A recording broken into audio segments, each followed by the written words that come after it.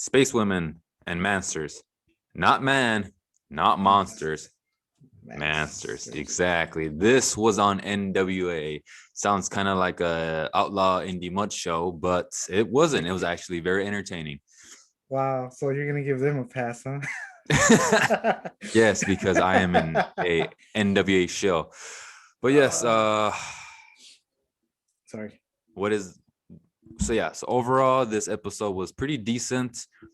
Very entertaining if you're a wrestling fan. And start off with the first segment. The first segment was Nick Aldis coming out and cutting his promo, which I loved. I thought he had a serious condition, but no, it's a condition we can all relate to. Winning. I agree with him. All I know how to do is just like him, win. I'm sure you can agree with that too. What did you think of his opening promo or interview? Well, I can tell that he wasn't being serious. I'm like, he's gonna say some kind of smart ass remark, and he did, and I laughed. Here comes Trevor Murdoch. He comes in and he interrupts Nick Aldis. Aldis gets How pissed dare off. he interrupt the real world's champ? Yeah, and then he belittles him, saying it's your first time being on the top, so I give you a pass, and you're emotional. And a challenge is made towards Chris Adonis. Murdoch to Chris Adonis. Yeah, not Chris Masters. Adonis. Not Chris Masters, not the masterpiece. He still is the masterpiece. Kind of. Well, yeah. So he issues a challenge, and he says, "Look, I hate what you did to me. You put me in the hospital. I had to pay bills. My family suffered. I want to beat your ass in a no DQ match." So then all this, clearly there's some kind of teamwork between him and Adonis. He's not fully in strictly business, but he'll be in there. He's a prospect right now. Yeah, he's a free internship. Yeah. So he blindsides Trevor Murdoch. That's his fault for not remembering the most important rule in wrestling, which I can't believe he forgot. So I'm glad he got that beating. That's what you should get. Yes, it's all Trevor Murdoch's fault. So yeah, so he gets injured, and later on they do have the match, and clearly he's even more injured, but we'll talk about that later. Okay, well, the first match was Slice Boogie versus Jeremiah Plunkett. I seen Slice Boogie. He was on the pay-per-view, right? Yes. Yes. Did we see Jeremiah Plunkett? I don't remember. Probably in Powerrr in the past, maybe. Okay, because I think this. Well, for me, I don't remember seeing him, but to me, this was a good match. Kind of fast-paced at times, and I was surprised like people still use the power driver because that's a pretty dangerous move.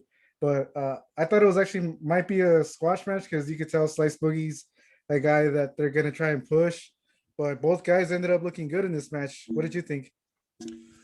Well, clearly Plunkett is far better than Slice Boogie. What?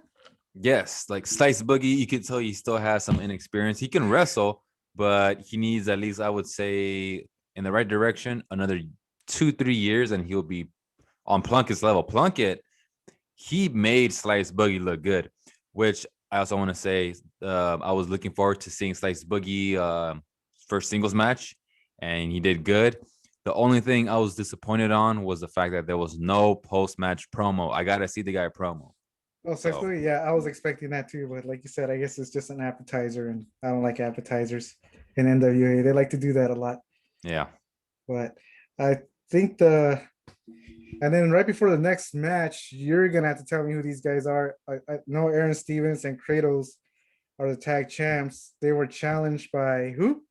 Saul. I forget his last name. If it's Ronaldo, Ronaldo, Ronald McDonald. I don't know. I don't know who that guy was. I thought he was just some guy that snuck backstage from the audience and he came out in Powerrr in the past.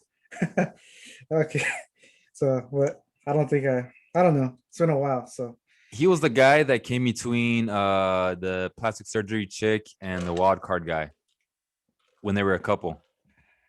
You and your treatment of women. Well, show some respect. Hey, she's all natural. I didn't name anybody. Everyone gets treated like shit equally. Anyways, it was a interesting promo. What bothered me was the fact that who's his partner, which that wasn't revealed. Second, clearly it goes to show that NWA has no tag teams because you can't just give a title shot like that. So um they gotta establish some tag teams. So FT I'm a war. yeah, I'm assuming Saul is gonna end up teaming with somebody, and then slowly they'll build up the tag division again. But it was Yeah. okay promo So the next interview. match was Tyrus versus Matthew Mims, I think his name was. Some Mims. jobber. Yeah. Well, he didn't wrestle like a jobber, or either that or Tyrus is just that out of shape. But Austin Idol, the more I see of this guy, like, what a great mouthpiece. I just wish he had somebody better than Tyrus because, I mean, he was hyping him so much during commentary, and when you see Tyrus wrestle, it's like he wasn't really living up to the hype that Austin Idol was giving him. I mean, I guess Tyrus just needs a few more matches to get back in shape because he looked kind of winded. I mean, I do like how he pulled him up after a 2 count. I'm like, classic heel move. Reminded me of Hulk Hogan in Rocky 3 when he pulls Oh up yeah. Rocky. Then he pulled, no, no, no, I'm not done yet. But Tyrus picks up the win. What did you think of him? I didn't pay attention to the match Oh, because no, I tried to. It's just Austin Idol's commentary is just so distractingly good that that's true. I got lost in the whole thing. I was hearing him build him up, and then him and Tim Storm were like kind of trash talking each other, saying, "I built up Nick all this, and because of me helping Nick, you got your ass beat." So that the whole time I'm hearing that, and I'm not watching the match. Like I kind of saw the commentary table, so that he needs to chill it down and focus more on the match because he's too good of a promo that you just forget the match. Overall, match was okay. I like the fact that Tyrus is just a heel now, so he's okay. Like you said, he is winded, but what I want to see is I want to see him have an actual good opponent in a singles match. I want I, to see how he does. I don't think he's ready for that yet. You never He, know. no, he thinks he needs a few more matches under his belt. And the next thing that came is something I saw you were very disappointed in. Pope and Fred, what's his name? Rosser? Fred Rosser. Yes. Cards subject to change. Why? Your thoughts? Uh, Were you hyped? I know you were hyped about this match. since last week, I was hyped about it, Yes. So and was I. because I like Pope, I like Darren Young. I just thought he was underutilized in WWE, so we got a slight glimpse of this roster promoing. So he can do it, but clearly, Pope just took it over and just Like, walked off. yeah, like Pope just like stole the spotlight right there during that interview. And I was like, I like how Pope was showing him respect. And Fred Rosser, I don't know what the hell he was Yeah, thinking. Like, it was supposed to go back and forth, but for some reason, Pope was like, "Nah, we're having the match next week." So I don't know what happened there, but to me, I think they made the promo on the spot for some reason, but it or was good. yeah, Well, Pope saved it, but it was good. yeah. And then this is what I've been waiting the next thing to get your thoughts on the women's match, the women's tag team match, which was built up as what women's or appreciation night or something, Women's or celebration match, something something about like that. It's that. just Yeah. celebrating women like we don't celebrate them enough already. Oh wait, Whoa, I'm whoa. just kidding. I'm just kidding. Thunder Rosa, Alex Gracia versus Sky Blue and Space Woman. The female Ace Freely.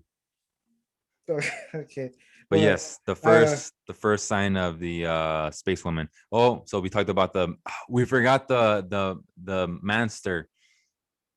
oh, for Tyrus. Yeah, Austin Idol called him a manster during the match. But yeah, with that said, space woman. Yes, let's hear you bury this match. I thought it was like, oh my goodness, what am I watching? AEW Dark.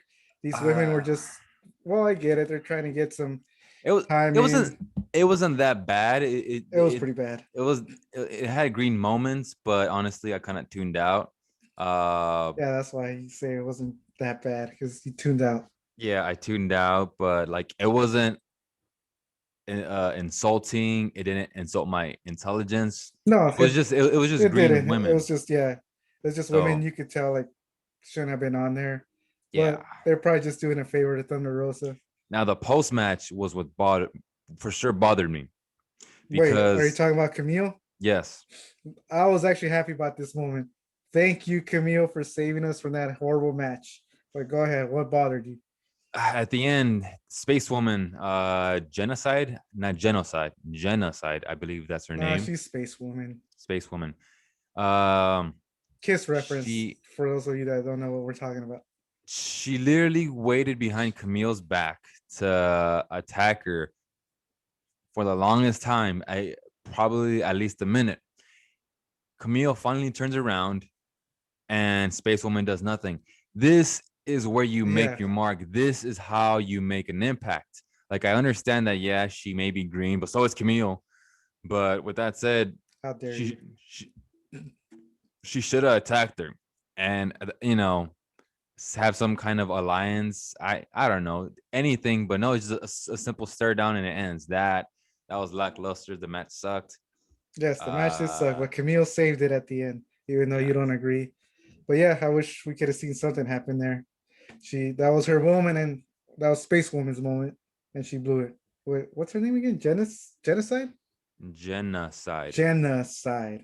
Yeah, okay, genocide. Okay, but anyway, yeah, terrible match. Well, not terrible, but whatever. It was just an AEW dark kind of match, just green Yes, talents. yes, there we go.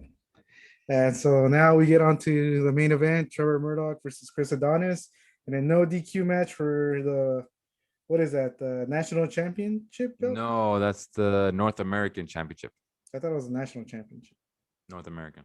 Okay, but what are your thoughts on this? I mean, we kind of knew already Murdoch was going to lose it because of the beating he took earlier. Yeah, I so mean, clearly Murdoch is being the never say die baby face. He's stubborn. He's like, I don't care if I got assaulted, if I'm injured even more, I'm still gonna beat your ass. And so he came in arrogant, and so he had an out why he lost the title. I don't hate it because obviously Murdoch has held the title for over a year, but that's because of COVID.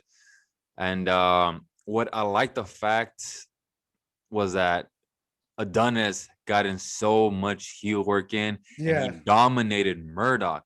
He finished it off with Master his Lock. master lock and Murdoch sold it so well to the point to where he just fell face first. That's how you make what's the word I'm looking for? A A heel? debut, a A debut. debut? Okay. Yes, that's the problem with some companies is that they hire a wrestler, they always screw it up, and they have to rehabilitate them. In this case, they got Adonis right in, beat the hell out of a champion, won the championship. That was impressive. And then Nick Aldis during commentary kind of hinted at him being part of Strictly Business, but I guess cleared it up in the end. Camille and Latimer came out too, right, to celebrate with him. So yeah, they were there, and now I'm starting to see it come together. They're all gonna have the belts. This is just the beginning. Who? Latimer with the TV title and Camille with the NWA Women's. Yeah, could be. And then eventually they'll probably feud with La Facción Ingobernables. I can never say that damn name because they are in Ring of Honor and they were already like feuding with the Ring of Honor. I don't know if they were AAA or CMML, but we could see that. Who knows? Might happen. But I thought it was a good main event, and I just feel bad for Trevor Murdoch. First, he gets put down by some random fan. I won't mention any names. You know who I'm Uh, talking about. no. And then he Well, loses his belt. Sorry, Sandra. What a bad couple of weeks for him. First gets body shamed by that person, and then ends up dropping his belt to Adonis. So I overall, can't good. Huh? I can't see Murdoch though as what you said. I guess like the underdog kind of because he's still a big guy. how can you not see him as an underdog? He's fishy pale white. He's overweight. He's like that Dusty Rhodes kind Yeah, of but you look character. at this guy and you like this is not a guy you walk into a bar and pick a fight with. Of course not, That's but that's why I can't but see him. at the same time, when you compare him to like a Chris Adonis, you're like, oh shit, like That's true. how can this big guy win? Because clearly he's out of shape. So that image, in a way, you could paint it as an underdog. Now, if you face someone like I believe he probably faced Ricky Starks in the past, then yeah, he can play it off that way. But because he's facing grown ass men, then yeah, they could be the underdog. Yeah, I guess you have a point. But overall, it was a pretty good episode, with the exception of the women's match. Sorry, women. Still disappointed in Pope and Rosser not wrestling, but Well, we're gonna get that next week. Yeah, I was looking forward to that one. unless Pope says nope, we're gonna do it next week, and I would love that. It's part of what you said. Like, just give me the appetizer. I would love if they keep putting it off. Just make you we'll want see. it more. And then you got the tag team belts. We'll see who his part. What was that guy's name again?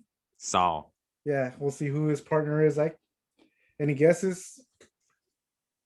probably Matt Cross. I don't know. Yeah. Well, we'll see, and we'll see where. Oh, Crimson. Crimson has not been shown on TV yet. Probably Crimson. I don't know. But Yeah. what bothered me about the last match was the fact that nobody came out to save Murdoch. So either he has no friends, despite the fact he's a good guy, or they got to pair him up with somebody and have some like a. No, this is an AEW. Come I mean, on no, now. not in that way. Like you have to have the baby faces look after each other. So at least have somebody come out. That's never how it's worked. Remember, the baby faces don't look after each other. I mean, The Rock and Austin look after each other. No, Yes, they did. no, they didn't. Not Only because they not were with Rock and forced. Austin, but in Only the because they were past. forced. No, but that's the attitude era. In the old school era, the baby faces always looked after each other. But anywho, so yeah, I'm curious to see where Murdoch goes now. Clearly Adonis is going to Strictly Business. I'm wondering who's going to be the who in in the whole roster Pope thing, who's gonna turn heel? Because I have a feeling one of them is gonna turn heel. I Wait, just don't know. Pope? You're thinking Pope is going to turn heel? I don't know. I already thought he was a heel.